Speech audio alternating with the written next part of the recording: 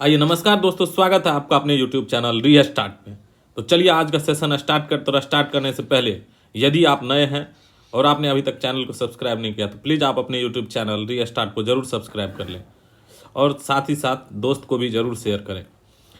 हम उम्मीद करते हैं आप लोग स्वस्थ, मस्त और व्यस्त होंगे। तो चलिए आज का पहला क्वेश्चन की ओर चलते हैं। पढ़ाई में तो आप लोग व्यस्त होंगे ही। देखिए, पढ़ाई जब तक आप पढ़िएगा नहीं, रिवीजन नहीं कीजिएगा, खाली पढ़ने से भी नहीं होगा, आपको रिवीजन करना जरूरी है। अगर कोई एग्जाम आपको निकालना है तो सबसे उसका अच्छा तरीका है कि आप कोई भी क्वेश्चन को एक बार नहीं, 50 बार, 25 बार, जितना बार हो सकता है उतना बार पढ़िए। लेकिन ये नहीं कि आप एक बार पढ़ लिए, याद हो गया तो छोड़ देते हो। आप 2 दिन पढ़ें, 2 दिन याद रहा, 4 दिन के बाद फिर भूल जाइएगा, फिर आप 4 दिन के बाद उसको रिपीट कीजिए। अगर लगातार इसको कुछ दिन कर लेते हैं ना तो ऐसे में आपको याद रह जाएगा और वो चीज़ परमानेंट फिर मेमोरी में चल जाएगा। समझिए, उसको भूलिएगा नहीं जीवन भर में, अगर आप 100 बार कोई चीज़ को देख लेते हैं। चलिए आइए प्रश्न की ओर चलते हैं। और पहले वाला वीडियो अगर आपने देखे हैं, गांधी युग जो चल रहा है अभी, तो गांधी युग से संबंधित आप जानते हैं बहुत ज़्यादा प्रश्न एग्जाम में पूछा जाता है। तो पहले का प्रश्न अगर आप नहीं देखे हैं तो वो प्लेलिस्ट बना हुआ है, आप देख सकते हैं, गांधी युग निकाल करके अपना प्लेलिस्ट से।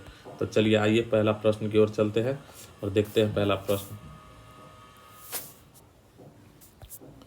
क्या है। पहला प्रश्न, किसे लोकप्रिय नाम लाल कुर्ती के रूप में जाना जाता है, यानी लाल कुर्ती कमीजों के रूप में जाना जाता है। आप जानते हैं खुदाई खिदमतगार जो संस्था था, इसको क्या जाना जाता है, लोकप्रिय नाम लाल कुर्ती के नाम से जाना जाता है। फिर देखिए, भारतीय राष्ट्रीय कांग्रेस 1947 में देश विभाजन पर सहमत हो गई। इसका मुख्य कारण क्या था? भारतीय राष्ट्रीय कांग्रेस जो है तुरंत सहमत हो गई थी देश के विभाजन पर, तो इसका मुख्य कारण क्या था? द्विराष्ट्र सिद्धांत तब उनके लिए स्वीकार था, ऐसा कुछ बात तो नहीं था। जब ब्रिटिश सरकार द्वारा थोपा गया था, ऐसा भी कुछ बात नहीं था। ये हम लोग तो आज़ादी खुद चाहते थे, लेकिन ये विभाजन जो है, विभाजन इसलिए करना पड़ा था क्योंकि हिंदू मुस्लिम जो है ना, मुस्लिम पार्टी जो थी वो चाहती थी कि एक अलग मुस्लिम राष्ट्र बने, और हिंदू इधर जो कांग्रेस पार्टी थे उसका तो मन था कि दोनों समर्थन में बन जाए। पर कांग्रेस को ऐसा लगा अगर अलग पार्टी बनाते तो सांप्रदायिक दंगा फैल सकती है, इसीलिए कांग्रेस जो है ना चाहती थी कि बड़े पैमाने पर दंगा न हो, इसी को टालना चाहते थे। इसीलिए 1947 में देश विभाजन पर सहमत हो गई जल्दी से, ताकि कि क्या हो सके, सांप्रदायिक दंगा नहीं हो सके। फिर भी क्या, कोलकाता तरफ में हो ही गया था दंगा, जहाँ क्या आज़ादी के टाइम में गांधी जी यहाँ क्या कर रहे थे। सब पूछा जाता है ये क्वेश्चन कि आज़ादी के टाइम गांधी जी क्या कर रहे थे, तो कोलकाता में गांधी जी जो है आज़ादी के टाइम में जो है आपको दंगा शांत कर रहे थे। दंगा फिर भी तो हो ही गया था, पर जो होना चाहिए जिस बड़े पैमाने पर, उतना नहीं हुआ था, क्योंकि विभाजन तो हो गया। वर्ष 1919 में पंजाब में हुए क्रूर अत्याचारों के विरोध स्वरूप ब्रिटिश सरकार ने से सर की उपाधि किसने लौटा दी? 1919 में जो पंजाब में क्रूर अत्याचारों के विरोध स्वरूप, क्रूर अत्याचार क्या हुआ था 1919 में? 1919 में यानी रोलेक्ट एक्ट जो हुआ था, रोलेक्ट एक्ट जो आया था, काला कानून जो आया था, किसी को भी गिरफ्तार कर लिया जाता था। उसके जस्ट बाद क्या हुआ था आप जानते हैं ना, 1919 में जालियांवाला बाग हत्याकांड हुआ। ये जो जालियांवाला बाग हत्याकांड हुआ था, इसी के विरोध में जो है ना सैफुद्दीन किचलू और सत्यपाल को जब रोलेक्ट एक्ट के तहत गिरफ्तार कर लेते हैं तो इसीलिए सभा होते रहता है, और इसी में आकर के 1919 में जालियांवाला बाग में सभा करते रहते हैं सब। जो पंजाब के 2 नेता रहते हैं, डॉक्टर सैफुद्दीन किचलू और सत्यपाल मलिक, तो दोनों को जो है ना उसका सभा होते रहता है अमृतसर में। उसी में आकर के जालियांवाला बाग में जो है इसके द्वारा, जनरल और डायर के द्वारा क्या कर दिया जाता है, आदेश दे दिया जाता है कि सब खाली करो। खाली क्या करे, आकर के अचानक से गोली चलाने का आदेश दे देते, जिससे क्या हजारों प्लस आदमी जो है मारे जाते हैं। तो इसका जो मेन कारण था, तो इसी में क्या होता है, सर की उपाधि लौटा देते हैं। तो गांधी ये रविन्द्रनाथ टैगोर के द्वारा जो है, रविन्द्रनाथ टैगोर के द्वारा आपको उसके विरोध में, तो जलियांवाला बाग के विरोध में जो है ना सर की उपाधि लौटा देते हैं। इसका अत्याचार जो हुआ इसी विरोध में। और फिर गांधी जी को भी जब आते हैं, गांधी जी यहाँ आते हैं 1915 ईस्वी में, गांधी जी को भी जो उपाधि मिलता है वो सभी क्या करते हैं, गांधी जी सब लौटा देते हैं। चलिए नेक्स्ट प्रश्न देखिए, स्वतंत्रता प्राप्ति के समय महात्मा गांधी थे कांग्रेस कार्य समिति के अध्यक्ष, या कांग्रेस के सदस्य नहीं थे, या कांग्रेस के महासचिव थे, या कांग्रेस के अध्यक्ष थे? तो स्वतंत्रता प्राप्ति के समय महात्मा गांधी आपको क्या थे, जब स्वतंत्रता प्राप्ति था तो वो तो कांग्रेस के सदस्य नहीं रहे थे, और ये चाहते भी थे क्या कि स्वतंत्रता प्राप्ति के बाद जो है ना कांग्रेस को समाप्त किया जाए। ये गांधी जी चाहते थे कि कांग्रेस पार्टी को क्या किया जाए, खत्म कर दिया जाए, लेकिन ये कांग्रेस पार्टी अभी तक है ही। जालियांवाला बाग के नरसंहार के समय भारत का वायसराय कौन था? Lord Canning, Lord Curzon, Lord Ripon, Lord Chelmsford.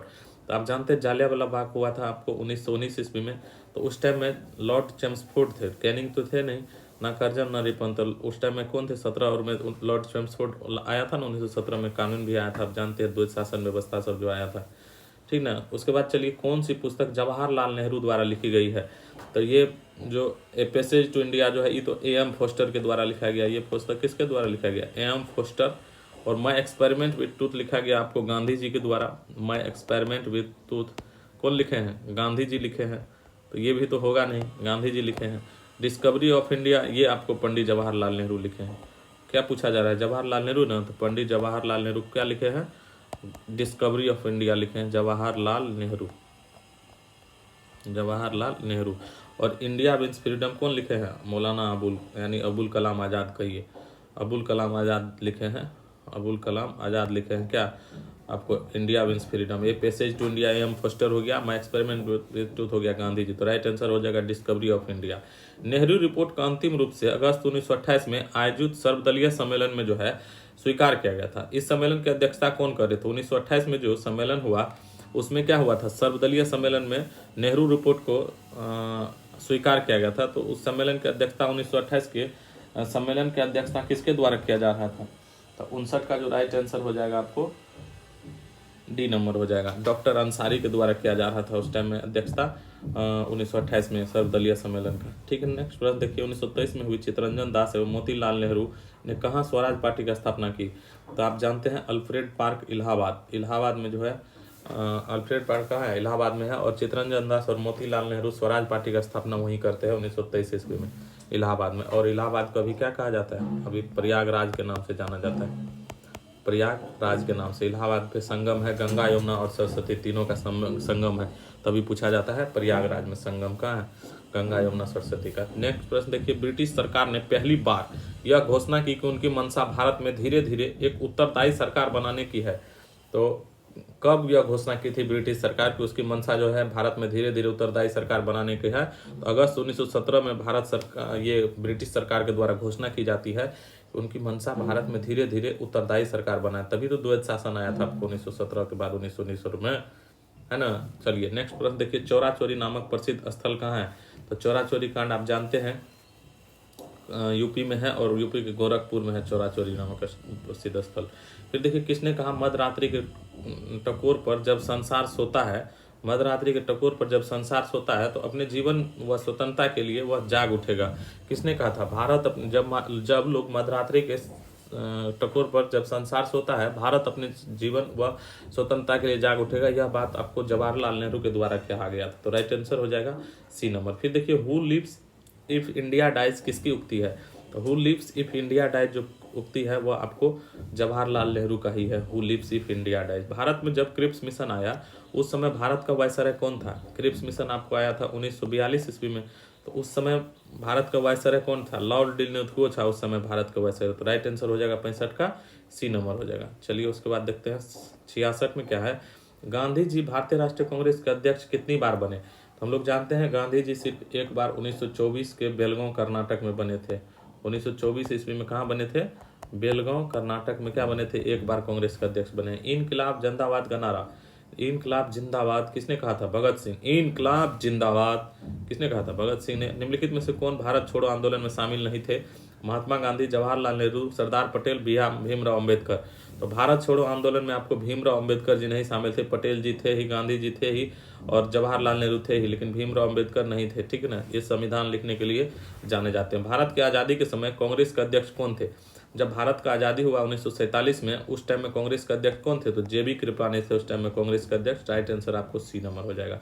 फिर देखिए 70 में है, भारत और पाकिस्तान के बीच सीमांकन किसने किया? तो हम लोग जानते हैं भारत और पाकिस्तान के बीच में कौन सा रेखा है? रेड क्लिफ रेखा है, और सर सिरिल रेड क्लिफ के द्वारा ही भारत और पाकिस्तान का सीमांकन किया गया, बीचों बीच बांट दिया गया। महात्मा गांधी ने हिंद स्वराज की रचना की थी जब वे इंग्लैंड से भारत जहाज से यात्रा कर रहे थे, या जहाज से इंग्लैंड से दक्षिण अफ्रीका यात्रा कर रहे थे, या साबरमती? देखिए, जब यात्रा कर रहे थे तभी हिंद स्वराज पुस्तक लिखते, लेकिन कहाँ, जहाँ इंग्लैंड से लेकर के दक्षिण अफ्रीका की तरफ जाते रहते हैं तब गांधी जी क्या करते हैं? हिंद स्वराज पुस्तक लिखते हैं।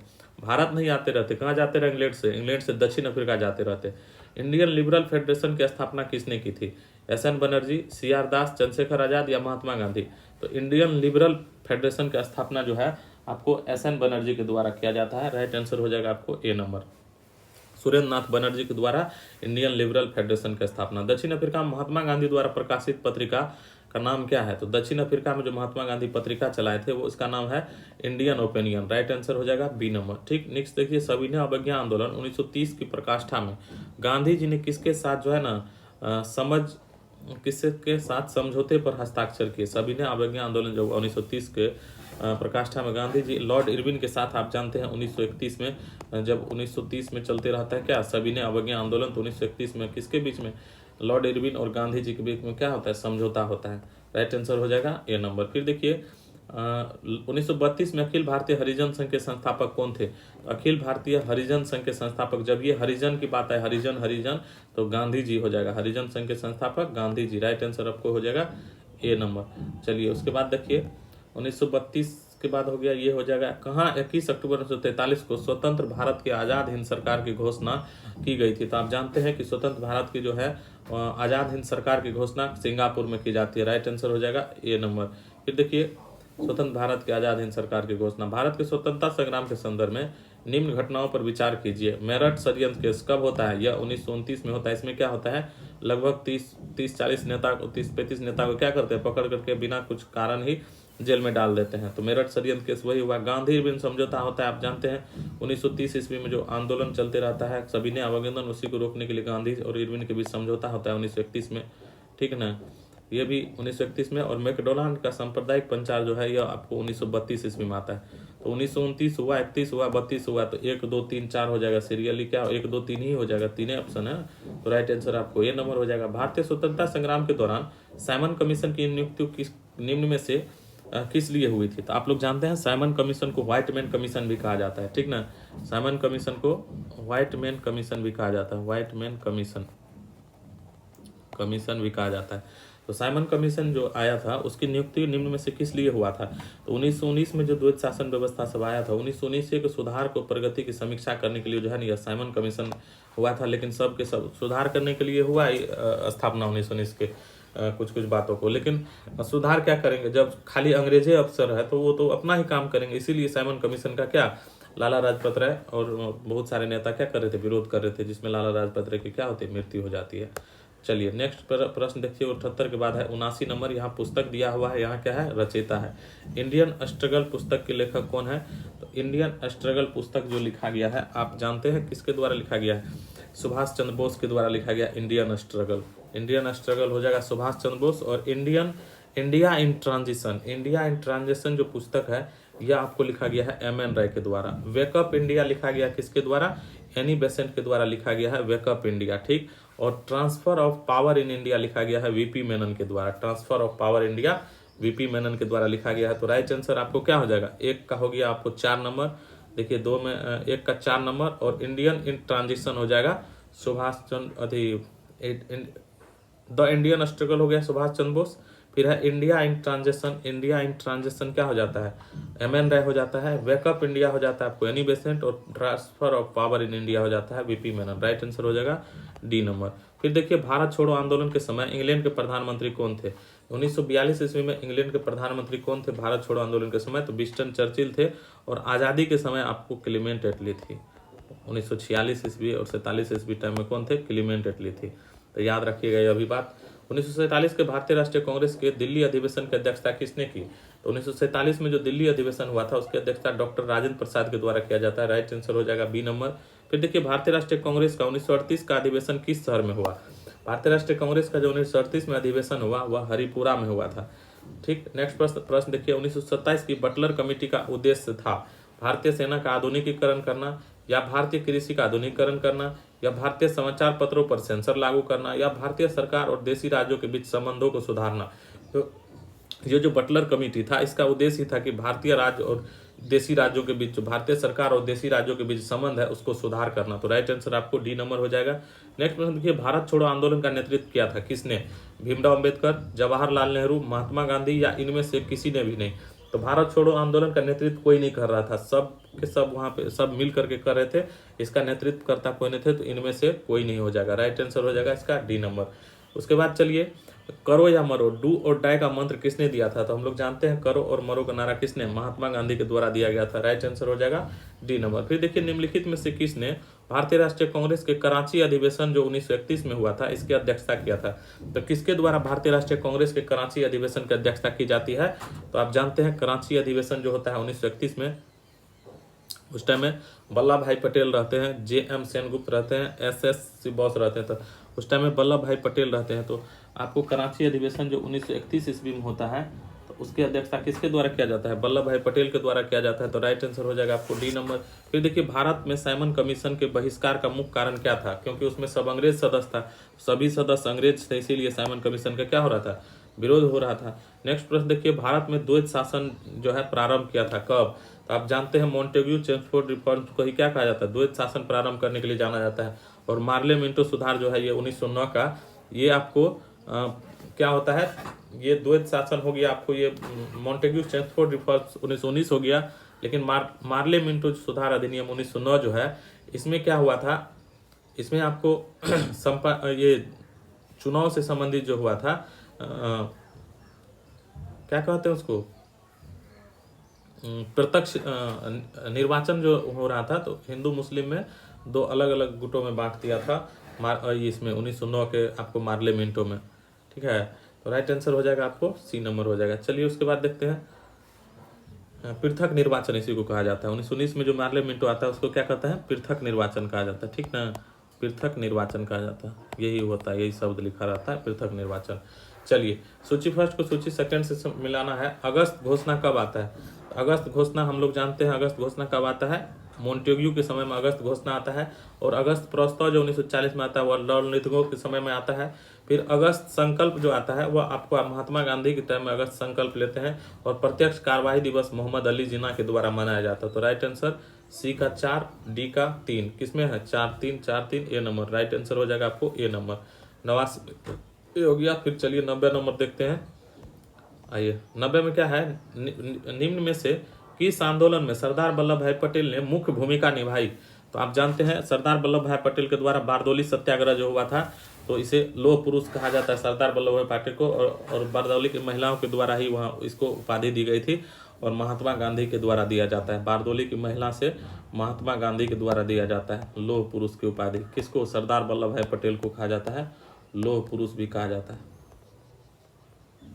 है ना। चलिए नेक्स्ट प्रश्न देखिए, किसने असहयोग आंदोलन के दौरान विदेशी कपड़ों का जलाया जाना एक निष्ठुर बर्बादी के रूप में चिन्हित किया बताया था? तो ये आपके रविन्द्रनाथ टैगोर जी जो है हमारे, उन्होंने कहा था कि अभी जो असहयोग आंदोलन चल रहा है 1920 में, तो ये इसमें विदेशी कपड़ा को जो हम जलाते हैं यह एक निष्ठुर बर्बादी है, ऐसा नहीं करना चाहिए। भारत छोड़ो प्रस्ताव का आलेख बनाया था किसके द्वारा? भारत छोड़ो प्रस्ताव का आलेख बनाया गया था। जवाहरलाल नेहरू है, महात्मा गांधी है, अबुल कलाम आजाद है, सरोजिनी नायडू है। तो आप लोग जानते हैं भारत छोड़ो आंदोलन का प्रस्ताव जो है वह हमारे बापू जी के द्वारा जो है बनाया गया था। तो राइट आंसर हो जाएगा महात्मा गांधी। नेक्स्ट प्रश्न देखिए, भारत के स्वतंत्रता आंदोलन के दौरान महात्मा गांधी द्वारा स्थापित साबरमती आश्रम नामक नगर जो है कहाँ स्थित है? अहमदाबाद के नजदीक में है, राइट आंसर हो जाएगा बी नंबर। त्रिपुरी संकट की समाप्ति के बाद कांग्रेस का अध्यक्ष किसे चुना गया था? तो त्रिपुरी संकट जब चल रहा था तो उसके समाप्ति के बाद जो है कांग्रेस का अध्यक्ष आपको डॉक्टर राजेंद्र प्रसाद त्रिपुरी संकट में चुना गया था, इसको चुना गया था डॉक्टर राजेंद्र प्रसाद को। तो राइट आंसर हो जाएगा सी नंबर। फिर देखिए, किसने सुझाव दिया था कि स्वतंत्रता प्राप्ति के बाद भारतीय राष्ट्रीय कांग्रेस को जो है समाप्त कर दिया जाए? तो अपने महात्मा गांधी जी द्वारा कहा गया था कि स्वतंत्रता प्राप्ति के बाद कांग्रेस को क्या कर देना चाहिए? समाप्त कर देना चाहिए, लेकिन ऐसा नहीं हुआ क्योंकि गांधी जी रहे नहीं। भारतीय राष्ट्रीय कांग्रेस के त्रिपुरी सम्मेलन में वर्ष 1939 में सुभाष चंद्र बोस को कांग्रेस का अध्यक्ष चुना गया था। यह त्रिपुरी कहाँ पे है? तो त्रिपुरी हम लोग जानते हैं कि मध्य प्रदेश में है, मध्य प्रदेश के जबलपुर में है, राइट आंसर हो जाएगा सी नंबर। महात्मा गांधी दक्षिण अफ्रीका से भारत जो लौटे थे वह आप 9 जनवरी 1915 को लौटे थे। तो 1915 9 जनवरी को, और इस दिन को हम लोग क्या मनाते हैं? 9 जनवरी को लौटे थे, इसीलिए इसको प्रवासी दिवस के रूप में मनाते हैं। क्या?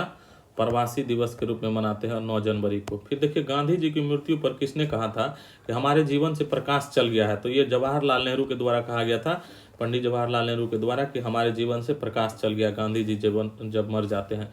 फिनिक्स फर्म की स्थापना किसने की? तो हम लोग जानते हैं फिनिक्स फर्म की स्थापना महात्मा गांधी के द्वारा किया जाता है। इनकलाब का नारा किसने दिया? तो जानते हैं इनकलाब का नारा मोहम्मद इकबाल के द्वारा दिया गया। कवि इकबाल जिन्होंने सारे जहां से अच्छा लिखा भारत के किस स्थान से संबंधित है? तो ये पंजाब के रहने वाले हैं। और कवि इकबाल जिन्होंने सारे जहां से अच्छा लिखा है, सारे जहां से अच्छा हिंदुस्तान हमारा, पंजाब के। और मुस्लिम लीग ने मुक्ति दिवस मनाया था कब? तो आप जानते हैं 1939 इसमें मुस्लिम लीग क्या बनाया था? मुक्ति दिवस। 1937 के चुनाव में कांग्रेस द्वारा बहुमत प्राप्तों की संख्या थी। तो 1937 के जो चुनाव में कांग्रेस को बहुमत मिला था वह 6 प्रांतों में मिला था। तो राइट आंसर हो जाएगा प्रांत 6। भारतीय मुसलमानों के पृथक राज्य के लिए पाकिस्तान शब्द का प्रयोग सबसे पहले किसने किया? तो ये पाकिस्तान शब्द का जो प्रयोग किया गया था सबसे पहले आपको चौधरी रहमत अली के द्वारा किया गया था। तो चलिए, इससे जो अब नेक्स्ट प्रश्न बचा हुआ है गांधी युग का, वो आपको अगले वीडियो में देखने को मिलेगा। वीडियो को शुरू से लेकर के लास्ट तक देखने के लिए बहुत बहुत धन्यवाद। आपका प्यार आप अपना बनाए रखें। और अगर आपको क्वेश्चन में कोई परेशानी हो रही है कहीं समझने में, तो आप कमेंट बॉक्स में ज़रूर बताइएगा। धन्यवाद।